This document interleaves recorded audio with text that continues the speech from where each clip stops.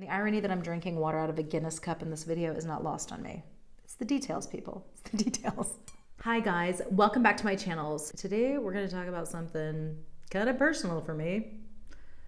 And it's something that I haven't seen too much of in the super sado club that we're in, the recurring miscarriage space on YouTube.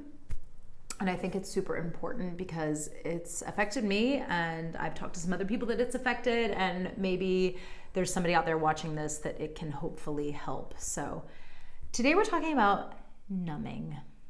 Numbing the pain. If you're new to my channel, hello. My name is Eileen Vincett. I have had 7 miscarriages, just to bring it down. I mentioned that just to give me a bit of street cred with the topic that we're going to discuss today.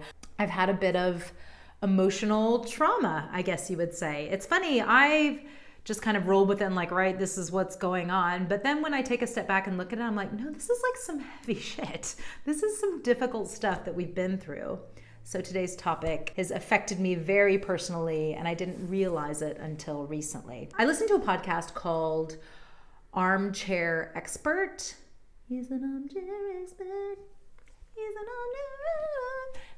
Hosted by Dax Shepard, who, if you don't know Dax Shepard, he used to be on Punk'd years and years ago. Hilarious, hilarious guy. He was on Parenthood in the United States, and he made a movie called Chips. And if you watch Ellen DeGeneres, he's Dr. Dax on Ellen DeGeneres. If you listen to podcasts, add it to your list. If you don't listen to podcasts, you should be, and start with Armchair Expert. It's incredible.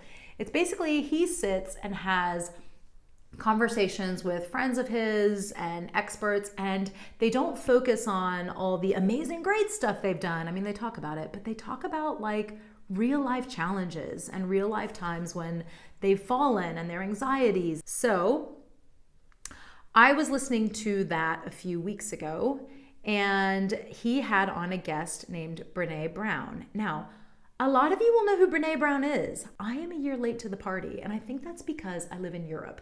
And we just don't get the memo as quickly when things are going down in the United States. Brene Brown did a TED Talk about the power of vulnerability. I think it was like back in 2010. It's like the 4th most watched TED Talk ever.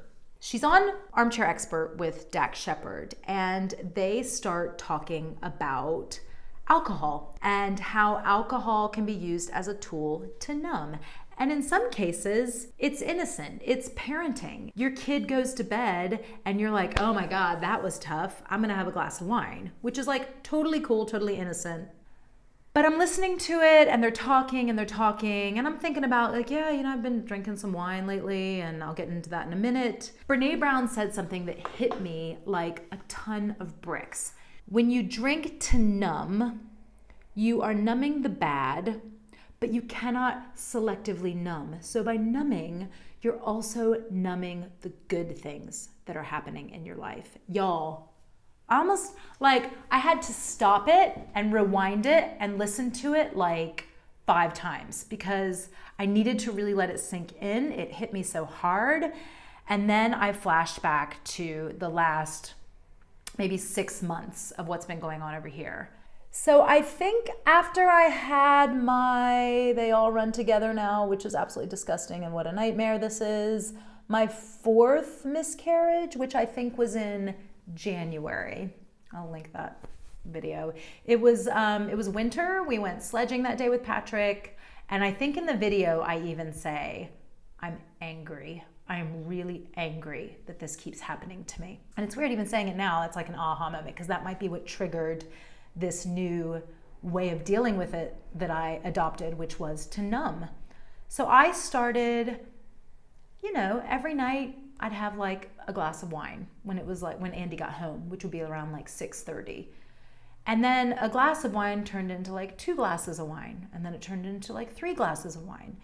And it started to get to where I was drinking like a half a bottle of wine a night. And this is like horrifying hearing myself say it. I needed it. Like I needed to escape this really tough time that we were going through. So every night I would crack a bottle of wine and drink a few glasses. And I thought my drinking was just a part of this new parenting culture of like, yes way rosé, I've got kids, mom life, with the giant, the meme of the mom with the giant glass of wine. I thought that was what I was doing.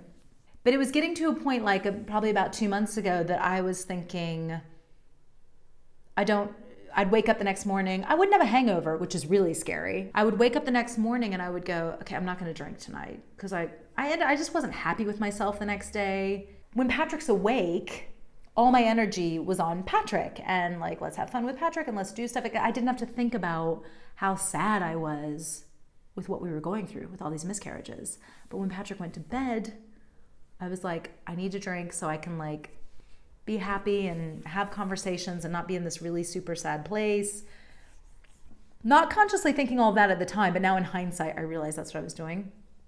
So listening to this podcast, when she said, you're numbing the bad, but you're also numbing the good, I had this moment of like, where have the last 6 months gone? Like, there's been some really amazing things that have happened in the last 6 months, and I haven't truly enjoyed any of them. I can look back now and go, yeah, that was a lot of fun when we, did that hike. That was a lot of fun when we went to Iceland. That was a lot of fun. But during that time, I was so focused on just numbing my sadness that I kind of numbed the happy stuff too. And I have to tell you, from the day that I listened to that podcast, I said, right, tonight I'm not going to drink. And tomorrow night, I'm not going to drink. And it has turned into a pattern now where for the last 4 weeks, I think, and I mentioned this in my last video, I haven't drank during the week, like at all. And I cannot tell you guys, it's made me more openly think and accept the crap time we've been through and think about it and grieve about it, but also have perspective about it, and real perspective, not just like, I know I'm lucky, I know we have a child already, but rather, no, I know we're lucky. Like, really believe it, not just say it to psych myself out. I've allowed myself to feel the pain, because I'm not numbing that anymore, but also allowed myself to feel the joy and the things that are good in my life. I hope this is resonating with some of you. Does anybody else have this? I don't know. If you have this, like, let me know below, because a little bit of me feels like a crazy person. I was surprised I couldn't find anything on YouTube about it with people who have had recurring miscarriage. Maybe people don't want to talk about it. It's been amazing. I've felt better physically. I've woken up. I've felt better. I'm better around Patrick. I've had more patience. I'm taking care of myself more. I'm loving myself more. I'm a better wife. This numbing, like, 5 minutes of this podcast, like I'm sure they know that they reach people when they have these chats, but I've never had something impact me so heavily. And I'm like forever indebted to it by these people I will probably never meet. I really hope this helps somebody out there, but I just really wanted to share it with you guys because this channel has really become about our struggles with miscarriage and our journey to IVF and trying to have a second child. And I feel like I want to be completely honest with what it's like. Like, it's hard. The physical stuff is hard. The sadness is real, but the coping is really hard too. And I am so thankful that I have discovered that this whole numbing strategy I was going for ain't working. It ain't working. It's not good. There's nothing good that comes out of it. If you feel like numbing with alcohol, with food, with anything is becoming an issue for you, there's definitely places you can go for help. I am going to put some links below to a few sites that I found, and hopefully those help you too. Or if on a much smaller scale, if you're like me and you just need to check yourself, just need somebody to go, you know what? Let's look at that a little closer. You might not be handling this quite as well as you could be. You might need to choose another tool in the toolbox. If you're in that space where I am, hopefully this quick chat and quick confessional has helped you in some way. If you are going through recurring miscarriage, you're not alone. I'm so sorry. It is such a horrendous thing. I know that. And keep going. Get back up every day. Get back up and we will be okay. However the chips fall, we'll be okay.